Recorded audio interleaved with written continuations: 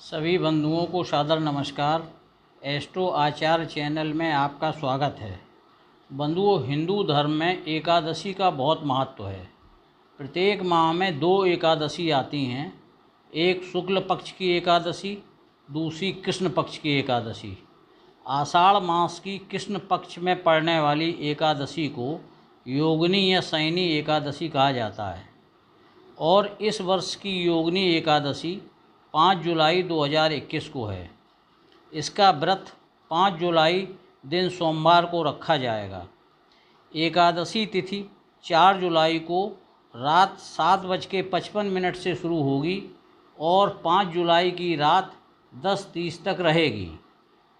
एकादशी व्रत का पारण अगले दिन 6 जुलाई को सुबह 5:29 से 8:16 तक किया जा सकता है।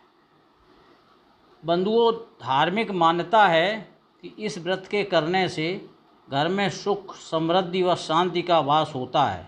सारे पाप नष्ट हो जाते हैं।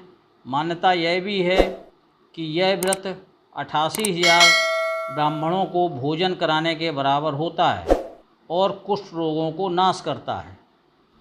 योगिनी एकादशी व्रत की शुरुआत 10वीं की रात से प्रारंभ हो जाती है और व्रत काल में तामसिक भोजन का त्याग कर पूर्ण ब्रह्मचर्य का पालन करना होता है। सुबह स्नानादि से निवृत्त हो भगवान विष्णु की पूजा करें, पीपल वृक्ष की भी पूजा करें और सामर्थ्य के अनुसार दान दें। भगवान विष्णु का गंगा जल से शंख में जल भरकर रुद्राभिषेक करें। उन्हें पुष्पमाला, तुलसी दल, नारियल, फल, फूल, लौंग, धूप, दीप, प्रसाद अर्पित करें और फिर जल अर्पित करें। फिर कथा कहें या सुनें। संक्षेप में योगिनी एकादशी की कथा भी मैं आपको बताता हूँ। पौराणिक मान्यताओं के अनुसार प्राचीन काल में एक अलकापुरी नामक नगर में वहाँ के राजा कुबेर रहा करते थे। वहीं उनका सेवक माली भी रहता था, जो भगवान शिव की पूजा के लिए प्रतिदिन फूल लाने मानसरोवर जाया करता था।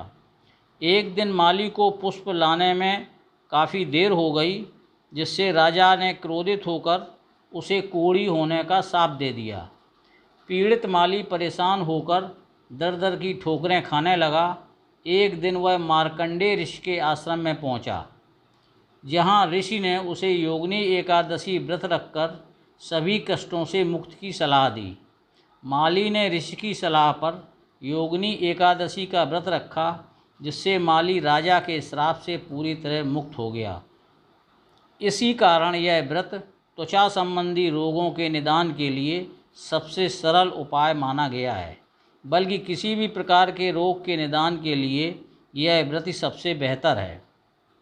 महाभारत काल में भी भगवान कृष्ण ने योगिनी एकादशी व्रत के बारे में कहा है कि यह व्रत 88,000 ब्राह्मणों को भोजन कराने के बराबर फल देने वाला है। बंधुओं, इस एकादशी में कुछ निषेध भी है।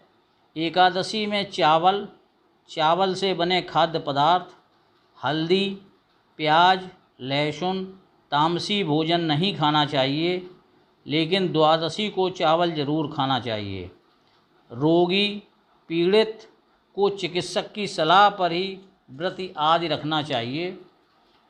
इसका उद्यापन जब 24 एकादशी पूर्ण हो जाएं, तो मार्गशीर्ष की मोक्षदा एकादशी को उद्यापन कर देना श्रेयस्कर रहता है।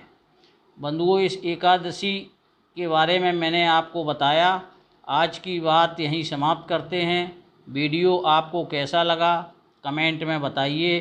साथ ही जिन बंधुओं ने अभी तक चैनल सब्सक्राइब नहीं किया है, कृपया चैनल को सब्सक्राइब करें, वीडियो को लाइक और शेयर करें, नोटिफिकेशन बेल को भी दबाएं, जिससे हमारे प्रत्येक वीडियो की तत्काल जानकारी आपको मिलती रहे।